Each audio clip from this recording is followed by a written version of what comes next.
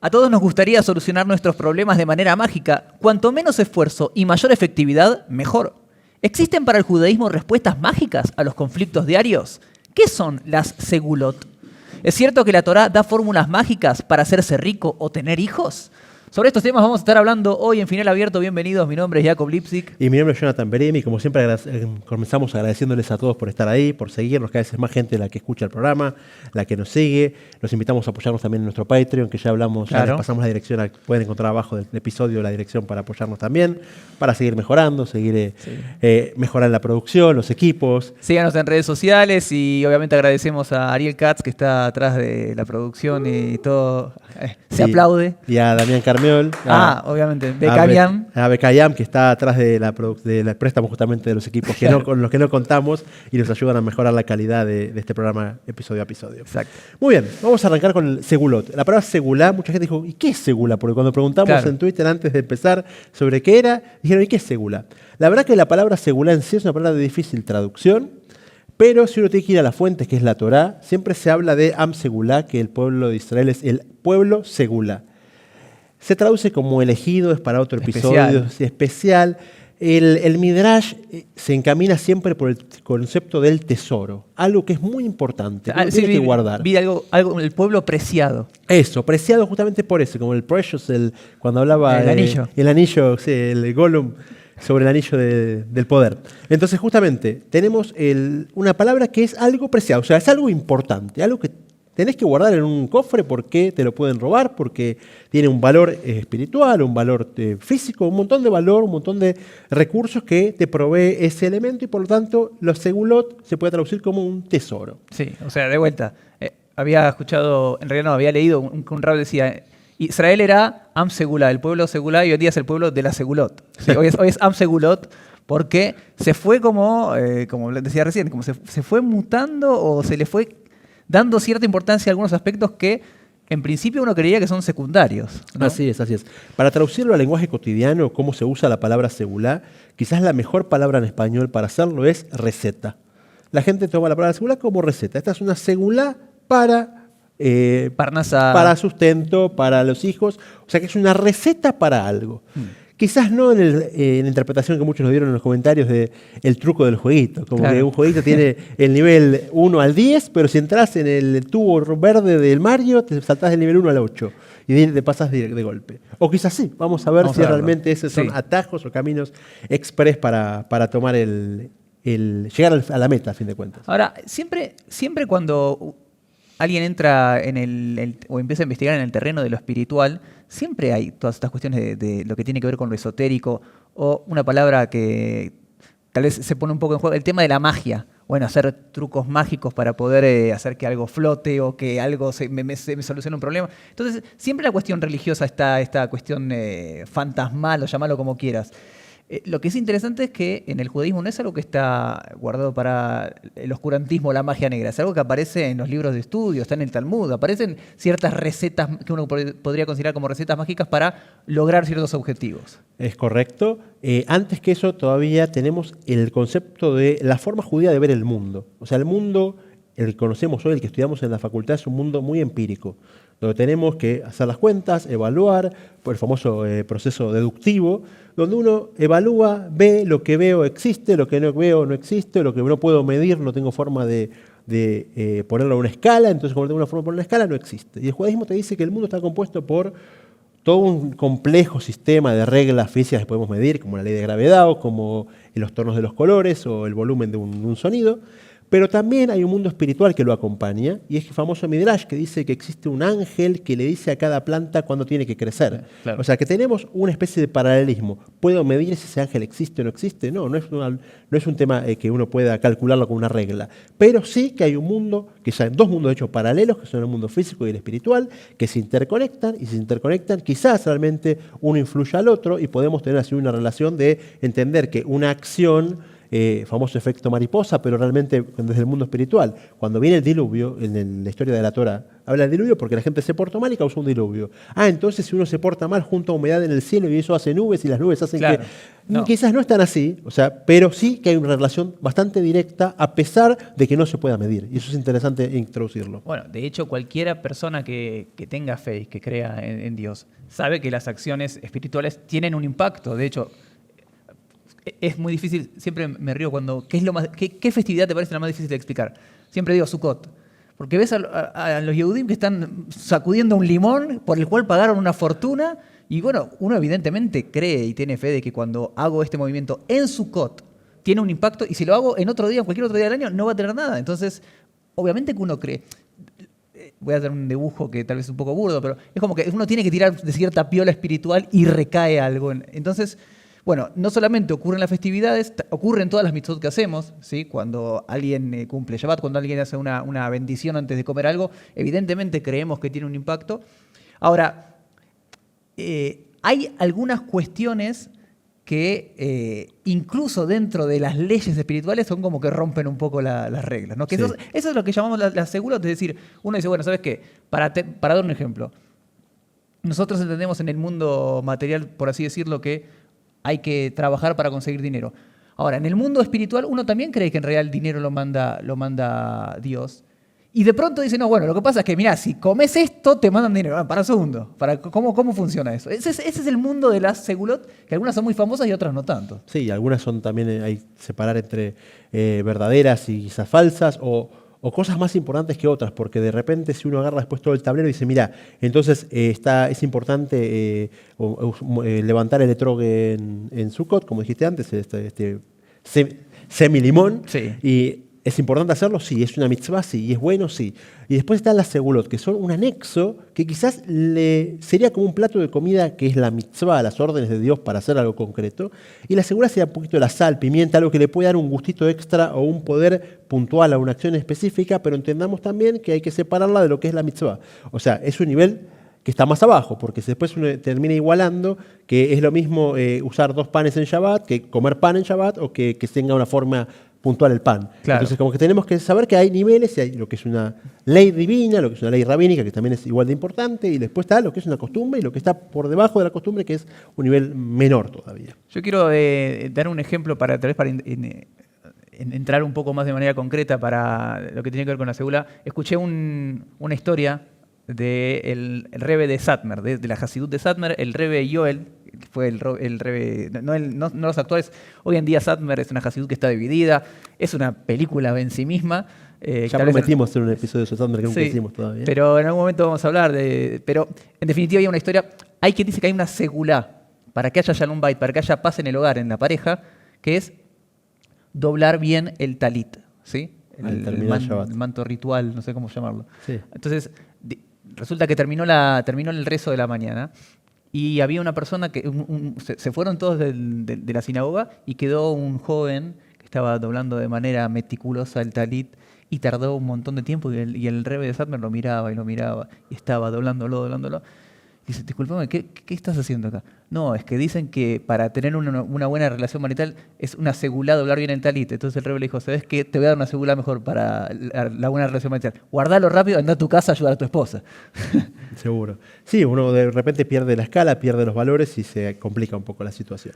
Es verdad también que tenemos en las mismas segulot cosas que son mucho más antiguas y con mucho más espalda, llamémosla, que otras que son mucho más modernas y con orígenes no tan sabidos. Pero es verdad, como dijimos antes, que quizás la base del judaísmo que conocemos al día de hoy es el Talmud. Y ya hay segulot que empiezan en el Talmud. El talmudismo trae recetas que aparentemente no son tan fáciles de entender. Algunas son más racionales que otras, pero que ya sirven como segulot, son ejemplos de esta situación, caminos nuevos que ayudan a que el mundo se desarrolle o que ese objetivo que uno quiere lo consiga. Y como dijimos, hay algunas que son mucho más racionales que otras. Por ejemplo, ahí el Talmud dice que para que haya seguridad en el camino, hay una segulá, una receta para que una persona siempre tenga protección en el camino. ¿Cuál es? Que otro lo acompañe. Entonces, cuando viene un invitado a tu casa, no lo vas a dejar solo en un lugar que no conoce, lo llevas a la parada del colectivo, sí, o lo acompañas a un lugar a donde tiene que ir. Entonces, es una segura. Hay una medida en realidad. Hay una medida de cuánto acompañarlo. Y aparte, imagínate, una persona sale a caminar un camino que no conoce, cuando lo guías vos, va a evitar perderse, va a arrancar directo, entonces como que se puede racionalizar esta seguridad del Talmud. Claro. Entonces, ¿sabes qué? ¿Querés seguridad del camino? Acompáñalo, seguro. Se entiende, como que es mucho más racional que quizás otras que vamos a ver más adelante. Ahora, hay otra en el camino, ya que mencionas. Igual no vamos a enumerar todas las segulot, porque no es el objetivo. Y tampoco hay límite, calculo, así Exacto. No, además importante, no confundirse con lo que tiene que ver con las supersticiones. Estamos hablando de cuestiones que tienen una fuente en el judaísmo. Entonces, ya vamos a dedicar un episodio a las supersticiones, de cómo el judaísmo trata las supersticiones. Por ejemplo, si te cruzas un gato negro o rompes un espejo, vamos a hacer un episodio. Pero esto tiene que ver con segulot que tienen fuentes dentro del judaísmo. Hablando en el camino, también una que es muy conocida. Cuando alguien va de viaje, el famoso Sheliach Mitzvah, que le dice, bueno, que te dan plata, toma esta plata para llevarla a otra persona, porque dicen que una persona que está ocupada, como está llevando una mitzvah, lo van a proteger. La mitzvah va a haber una protección especial para él, tal cual. en el camino. Sí, Que entonces, también tiene un poco de sentido. Estás haciendo algo por otro, entonces... Seguro, o sea, uno piensa, no, ¿sabes qué? Dame plata que llevo para que me vaya bien. Y no, convertir esa plata en una mitzvah. Entonces, tu propósito, que ya sea irte de vacaciones o ir a visitar a un familiar o lo que sea, tiene una carga espiritual más fuerte. Entonces, seguramente, si la carga espiritual es más fuerte, habrá una protección divina mayor en tu objetivo. Claro, sí. Entonces, por eso hay cosas más entendibles. Hay otro aspecto que son las kamiot, que...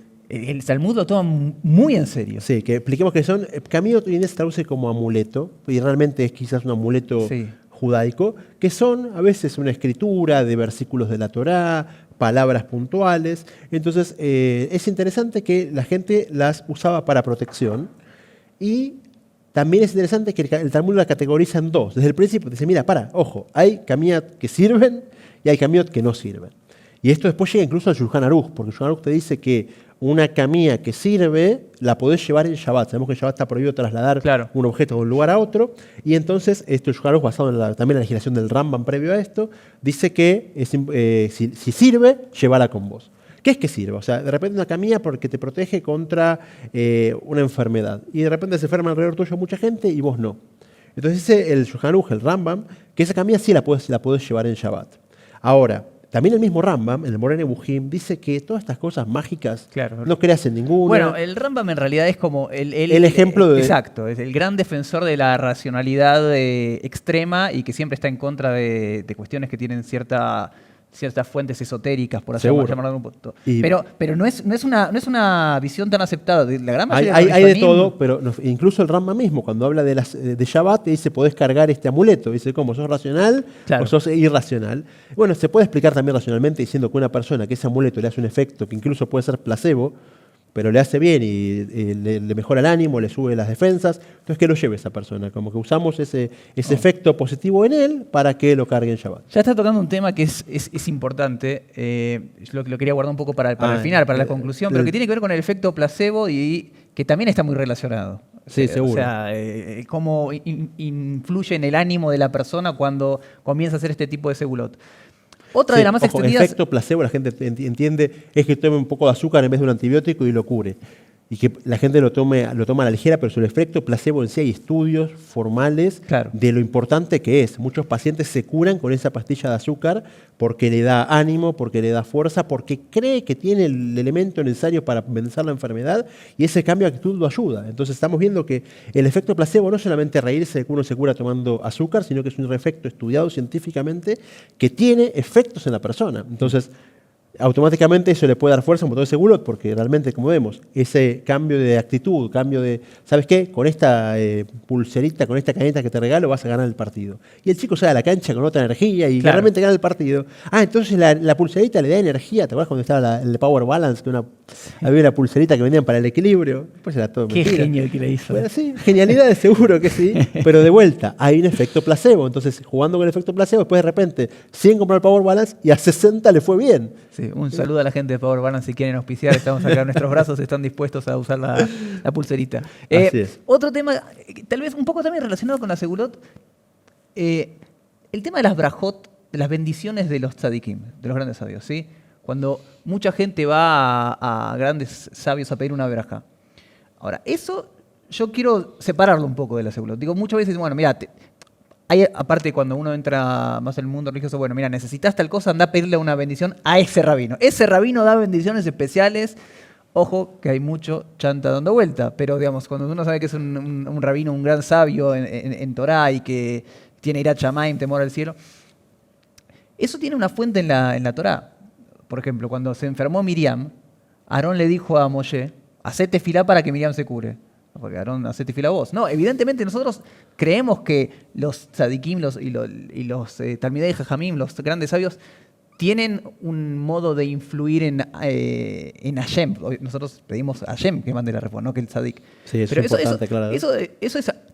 Lo quiero separar un poco de la seguridad porque eso es parte como constante. Sí. De hecho, una de las preguntas que recibimos, que ahora no recuerdo quién fue, pero dijo que, ¿qué quieren? ¿Alterar la voluntad divina? Como que yo hago, ¿sabes qué? Dios dijo que vos seas pobre y yo hago la segula para ser rico y ahora soy rico. Entonces, No. ¿qué querés? ¿Jugar con Dios? Y el judaísmo constantemente nos pide que hagamos nuestra acción para alterar ese mundo, que podemos cambiar la configuración, que podemos ser Rezamos 3 veces mejores, por día. que podemos ser mejores, que podemos cambiar de actitud, que podemos tener más dinero, menos dinero, más salud, menos salud. Entonces, ese punto específico no lo vemos con lo conflictivo, o sea, ya sea por intermedio de una mitzvah, o por intermedio de una costumbre, o por intermedio de una actitud que cambia, ese cambiar las reglas del juego es algo positivo, porque para eso estamos en el mundo. El mundo no estamos como seres pasivos que tenemos que ser expectantes de la voluntad de Dios, sino que estamos en este mundo para crear este mundo y para alterarlo y para llevarlo a su objetivo, que es la era mesiánica, el perfeccionamiento, la mejora. Entonces, sí está una obligación de modificarlo y no tenemos problema con eso. No tenemos que ser receptores, sino que venimos a cambiar el mundo. Hablaba recién del tema de las bendiciones de los tzadikim. También está muy instalado en la vida judía ir a rezar a ciertos lugares. Ir a rezar a las tumbas de los grandes sabios, ir a rezar al Kotel también, ir a rezar a Keber Rachel. Uno puede rezar en su casa, bueno, tendría que rezar con una quórum. congregación, pero rezarle a Dios uno lo puede rezar en cualquier momento.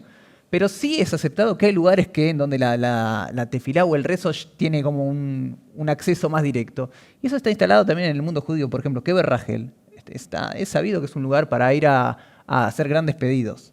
Eso está como Sí, totalmente aceptado. lugares que tienen fuerza por las personas que están enterradas ahí o por los méritos que tiene la persona que está enterrada ahí o incluso más racionalmente por cómo me inspiro yo estando en el lugar donde está esa persona, Claro. donde creo que está esa persona, porque hay lugares que no está confirmada las cosas, hay lugares que sí. Exacto. Pero entonces vemos que es un círculo virtuoso, se puede decir, donde uno va a ese lugar, el lugar tiene una fuerza, me causa un efecto en mí, entonces todo eso mejora que mi forma de aplicar o de ejecutar el judaísmo sea más elevada y por lo tanto quizás más efectiva. Una pregunta personal.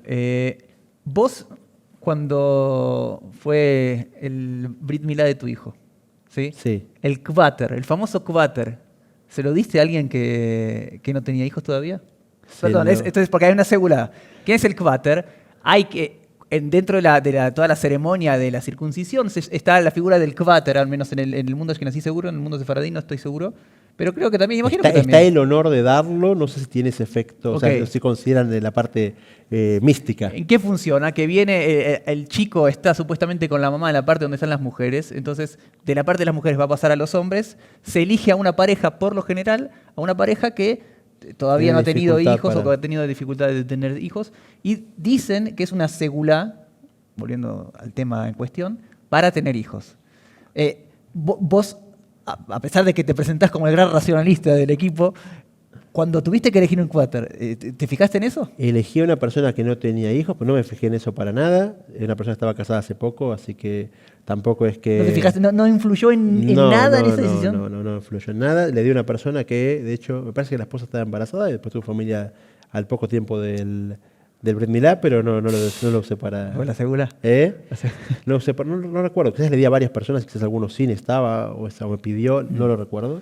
Pero de vuelta, es otra Yo en segura. caso sí lo tuve en cuenta. Ah, sí, En ¿y caso funcionó o sí. no funcionó? En Esa es la caso- pregunta, entonces.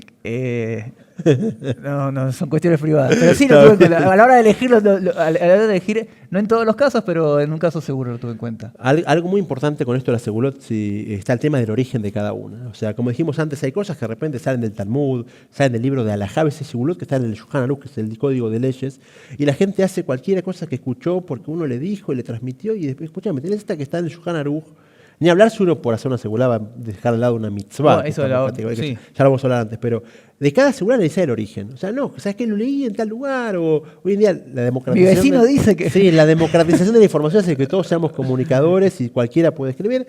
Pero no, justamente, ¿cuál es el origen de esto? ¿Quién le dijo? ¿Lo dijo un gran rabino hace 100 años? ¿Lo dijo un gran rabino hace 400 años? Está en el Talmud, está en la Halajá.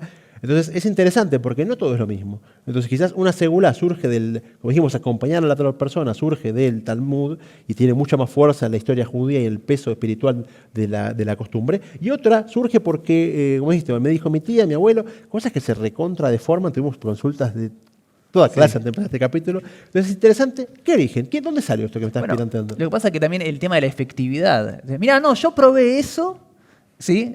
Por ejemplo, no sé si vos tenés la fuente, yo no lo encontré, tampoco lo busqué tanto. El dulce de Trog, el famoso dulce de Trog. Sí, ya tengo, dale.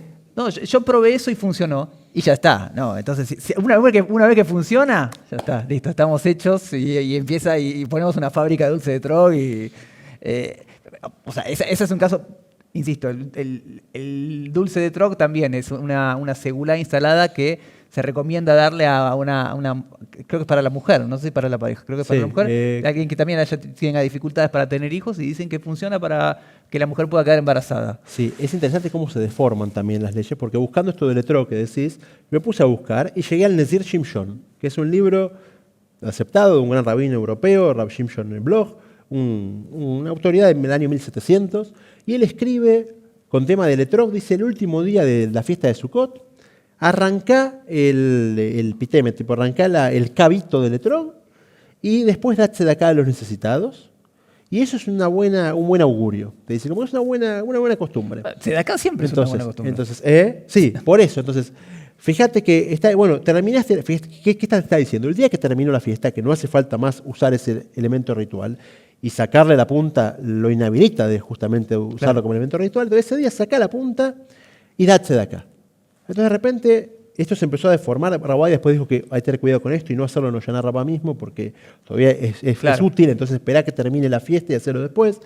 Pero es interesante cómo después se va deformando cosas, que hay cosas que realmente tienen un origen. Pero pará, ¿y de ahí el dulce cómo llegamos? Bueno, ahí tengo un agujero ahí que seguir alguien que investigando. dijo, escuchame, ¿para qué le voy a tirar? Vamos a hacer un dulce. Pero bueno, tal cual, ya que estamos, usémoslo para algo. Bueno, es interesante porque la misma Gemara te dice que todos los restos de mitzvot hay que tratarlos con respeto y con honor. Y poder intentar, por ejemplo, por eso se quema el lulab en la quema y se reaprovecha, de tal cual. Claro. Buscamos el reciclaje o el que nada se tire, costumbre muy ashkenazi, está bien. Pero justamente vemos cómo uno muestra el cariño que tiene por las mitzvot con cómo las trata. Si yo terminé este libro de rezos, la verdad que recé mucho tiempo, yo lo tiro a la basura. No, el libro de rezos se hizo viejo, depositarlo en un lugar específico para descartar el libro de rezos. Claro. O lo usé un elemento para mitzvah, como el limón ese es un etrog, para el que sepa, es un citrus, es un pariente del limón, una familia de los cítricos, que se usa durante 7 días. Entonces, después de usarlo, ¿qué vas a hacer? ¿Lo tiras a la basura? Y ya no tiene una santidad intrínseca el elemento. Era importante ese día puntual. Ahora, termina la fiesta, lo tiro a la basura. Entonces, ¿qué estoy demostrando? Que todo lo que hice no tengo ningún cariño. Como terminé el trámite y como termino un formulario, entrega fotocopia de duplicado, termino el trámite y a la basura la fotocopia de duplicado. Entonces, para que no pase eso, uno le da un valor. Entonces, es lógico que si uno hizo algo con un elemento que es comestible, después lo consuma si puede. Porque ¿para qué lo vas a tirar? Aparte que salió muy caro, pero claro. Se suele hacer dulce o mermelada o fruta seca. Entonces, es interesante que esa mitzvah te dice, cuando le das valor a las mitzvot, tenés un bonus como que claro. Si la mitzvah sumaste 10 puntos en tu ya que hablamos del ejemplo del jueguito, los puntos que tenés gana acumulados, tratalo con respeto y sumás un extra. Entonces tenés un bonus track, ¿vieron? Como tenés un bonus track del elemento y está interesante. Hay una persona que me escribió en privado y me dijo que no la mencioné puntualmente, pero justamente habló del etrog y quería contarlo, que me dijo, te voy a contar algo personal, puedes citarlo, no mi nombre, no quiero que menciones porque no quiero aparecer, pero esta persona, una conocida, me dijo que creo que fue la última fiesta de Sukkot, juntó 21 etrogim, porque tenía un montón de familiares. ¿Qué vas a hacer con el etrog? ¿Qué haces con el etrog? Juntó todos, hizo mermelada y se puso como objetivo que eso ayude a la gente que no podía tener familia.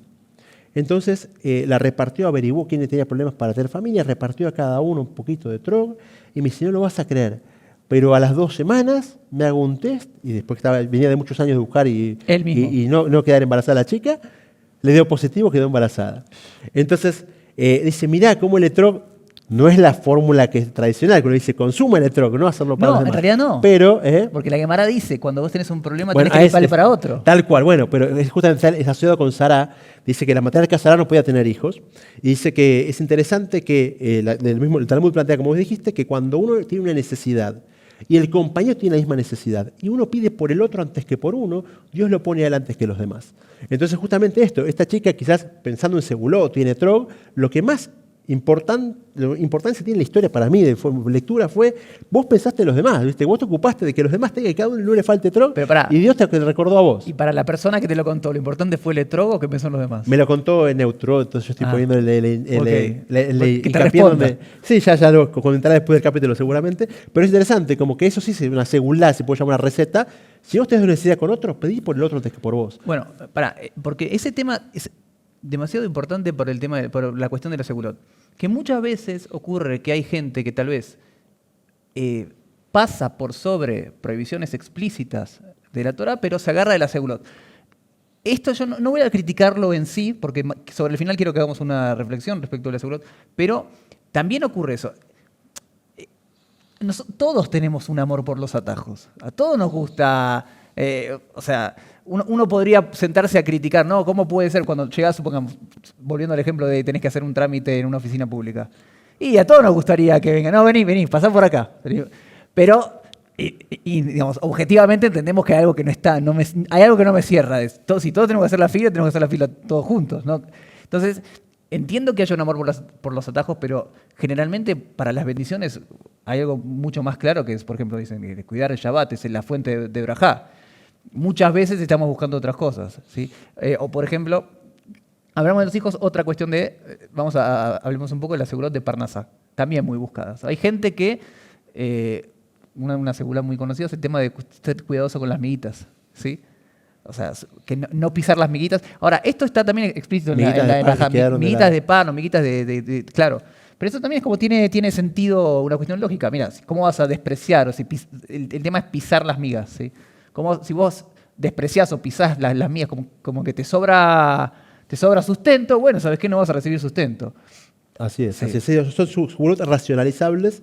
De hecho, una de las personas que nos habló de esta segulot nos dijo, seguro que funciona, un comentario dijo, y me citó un libro de Rav Nachman de Breslev, que se llama Sefer Amidot, Sí. donde yo dije, lo voy a ojear un poco, ya que me lo visitan, lo voy a ojear.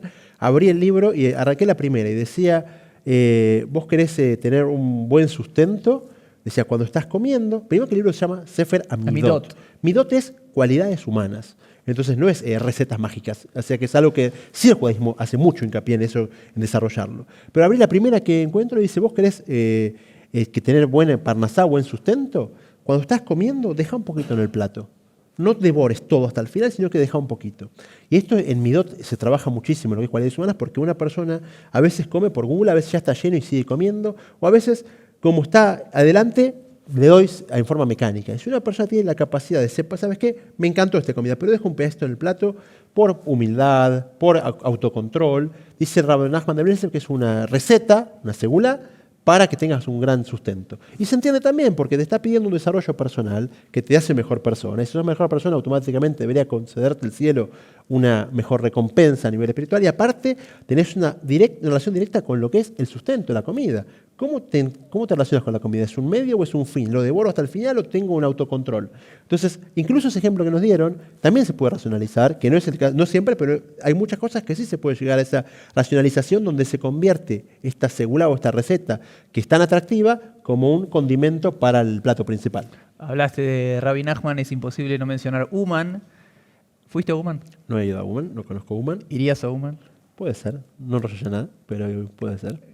100%, yo iría absolutamente a Uman. Ahora, ese caso, por ejemplo, ahí Rabbi Nachman hizo una promesa.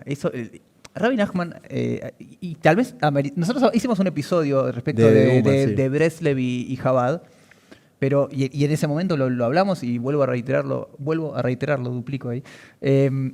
Es obvio que Rav Nachman de Breslev fue un gran tzadik y un gran sabio, súper gigante, un gigante para el mundo judío. Y él hizo lo que se llama una abtajá, hizo una promesa, que aquel que visita su tumba en Rosh Hashanah no sé literal cómo es la promesa, pero como que él iba a sacarlo de una mala situación espiritual o las condenas que tuviera después de la muerte. Entonces, por un lado dice, bueno, que es algo mágico. Por otra parte, estamos hablando de gente sabia y muy grande, no tiene por qué decirlo. No es que estaba buscando que le den like al libro, ni vender copias, ni demás. Entonces, yo seguro que iría a Uman. El tema de Rosh Hashanah es una discusión en sí misma, porque hay que ver el tema si uno se puede concentrar en el rezo y demás, pero la tajá es en Rosh Hashanah. Dejar a la familia. También, ¿vale? bueno, pero Muchas cosas. la promesa es en Rosh Hashanah. Sí, por eso. O sea, iría a Uman porque podía rezar en la tumba del Rano Nachman o conocer el lugar como un lugar turístico espiritual, pero no quizás por el tema este de la segula, que no es que lo que me llama la atención de visitar el lugar. Sí, la influencia del lugar, el respeto a un gran sabio, pero no por el tema este, pero es un tema personal eso. No es que la gente tiene que decidir qué hacer en base a esta cosa puntual. ¿Y alguna vez hiciste los 40 días en el cótel, 40 días esto? ¿Alguna vez te engancharon en una cadena de Teilim de 40 días? Yo he participado de cadena de Teilim 40 días para conseguir shidujim y esas cosas. Sí, también. Yo lo hago también de culpa. Yo sigo participando por culpa. Bueno, suena mucho a las famosas cadenas de mail que había apenas empezó el mail. Este mail reenvialo a 15 personas para que tengas suerte en tal lugar, si no compartís esta imagen. Entonces, es delicado porque se mezclan las dos cosas. Y hacer Teilim es algo impresionantemente valioso. El rey David le pidió a Dios que su obra, el libro de Salmos, cuando sea leído, tenga un efecto como si fuera lo más importante, quizás estudiar Torah, equivalente a estudiar Torah. Entonces Dios aceptó este pedido de David y es un libro con mucha fuerza. Muchos agarran el libro a diario, lo leen constantemente. Es el libro de poemas más vendido del mundo. También, y gran parte de nuestros rezos son sacados del libro de Teilim. Todo Shabbat. Shabbat, Pesuke de Zimbra, muchas partes del rezo son de Teilim. Pero, de vuelta, cuando llegamos a, ¿sabes qué? Hacerlo 25 veces y media en tal hora del día, y quizás no es lo mejor. No lo anoté acá, pero... El Tikkun HaKlali es así. ¿Qué Teilim hacer? Puede ser, hacer lo que vos quieras, pero entendé que el Teilim es fuerte en sí, y no quizás por cuáles Teilim elijas o cuántas veces lo hagas. Sí, es interesante, justamente algo pasó hace un par de semanas, depende de cuando escuché este capítulo, pero hay una segulá que cuando se lee la perashá de Beshalach, dice que el día martes de esa semana se lea la porción, porque es la porción de cruce del desierto, que posterior al cruce del desierto comienza la caída del maná del cielo, que es el sustento divino por excelencia como ejemplar. Y dice una segulá que dice, ¿sabes qué? El día martes de esa semana lee la perashá del man y eso es una receta para el sustento. Súper extendida. Se pasa por todos lados. Ahora, por otro lado está el Shulchan Aruch que te dice es importante leer esa perashá todas las semanas, porque ¿cuándo tenés que acordarte que el sustento, a fin de cuentas, viene de Dios? ¿Una vez al año o todos los días? Todas las semanas. Shulchan Aruch te dice todas las semanas. Y después viene quien te dice, ¿sabes qué? Bueno, entonces, esa semana... hacerlo especialmente porque te suma, ¿viste? Suma doble, te duplica puntos. Pero por otro lado, si ves el Shulchan Aruch, te dice que cada semana hay una mitzvah de Shenei Mikra Behat Targum, que es leer la perashá de la semana 2 veces el texto y una vez la traducción al arameo en este caso, pero se puede hacer a veces con el comentario de Rashi y otras situaciones. Y si dividís la perashá por días, te toca que la del man cae el miércoles, no el martes.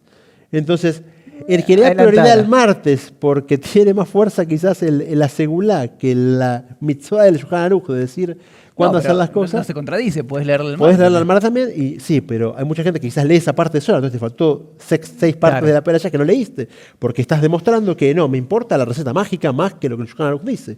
Y quizás no hay bendición más grande que el Shulchan Aruch, ¿viste? Que lo que el Shulchan Aruch dice para hacer. De hecho, justo uno dice que el Shulchan Aruch se equivocó cuando pone que algo está prohibido y no pone, o está permitido, o hay que hacerlo, y no puso, no, es una segulaza.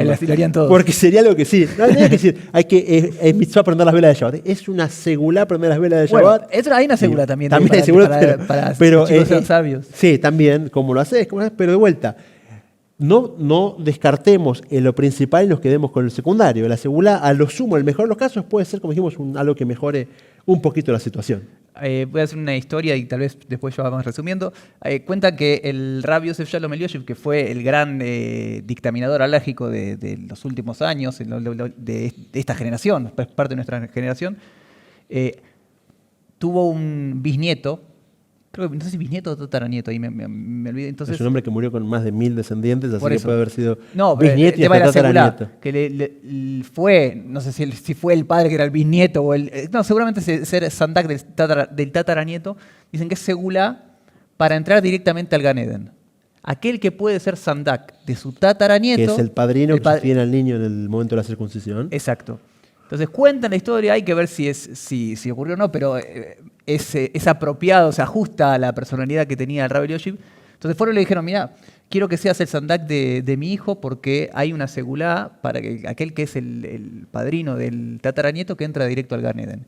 Entonces él dijo, hace 100 años que me vengo preparando y estudiando para entrar directo al Gan Eden, a mí no me interesa llegar por otra puerta. Yo quiero ser como que, si voy a ser Sandak no es por eso.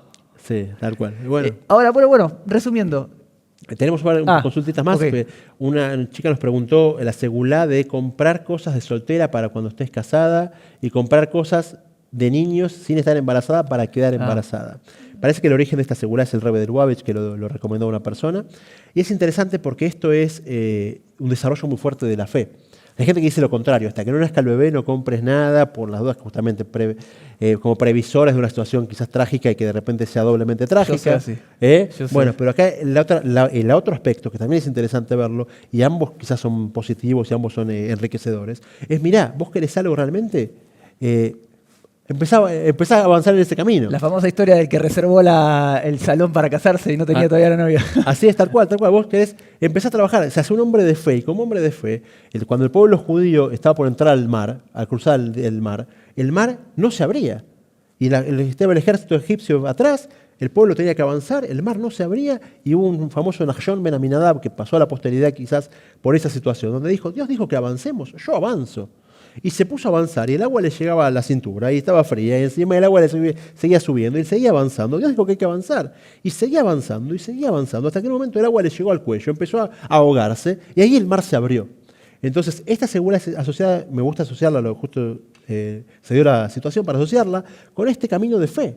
Vos querés tener hijos, bueno, comprate algo para el futuro bebé cuando nazca. ¿Querés casarte? Bueno, comprate, no sé, la licuadora para la casa, para la futura casa cuando te cases. Entonces estás dando un paso vos concreto para hacer de la fe, que es algo teórico, algo concreto. Y eso sí es importante en el judaísmo porque estamos llevando algo teórico a algo concreto. Entonces son ejemplos que se pueden relacionar. La última creo que nos mencionaron sobre la hora, que fue el tema de Shiluah Haken, una mitzvah muy importante que es de expulsar a la madre antes de tomar a los huevos. Sí, de un nido. Sí, hay una mitzvah que cuando uno quiere tomar los huevos de un nido, no lo haga delante de la madre, sino que primero expulse a la madre y después tome los huevos. Está explícita en la Torá y que es muy buscada porque dice que es una... No es una segura, es una mitzvah explícita que alarga la vida. Sí, hay tres segulot, tres recetas asociadas con esta mitzvah. Una es que alarga la vida, que está explícita en la Torá, que eso también es poco difícil de medirlo porque depende de cuánto uno tenga. ¿Cuánto tenía estipulado? Eso, cuánto estaba estipulado de vida. No te viene con fecha de vencimiento. Y cuánto le agregó. Otra que está asociada a esta mitzvah es con el tema de tener hijos, que también es interesante porque justamente los hijos es la continuidad, los hijos es el futuro, y entonces cuando una persona va a echar va a tomar los huevos porque tiene hambre, porque quiere comer, quiere hacer un omelette, no lo hagas haciendo sufrir a la madre, sino que echa a la madre primero y después toma los huevos, justamente de trabajamos en la empatía, en una madre con sus chicos, pensar en ellos, y que el día de mañana Dios te va a recompensar a vos también con el hecho de que el día de mañana seas madre, seas padre, entonces tengas también ese mérito porque también tuviste empatía con otro ser que estaba en esa situación de progenitor. ¿Qué empatía si te comiste los huevos?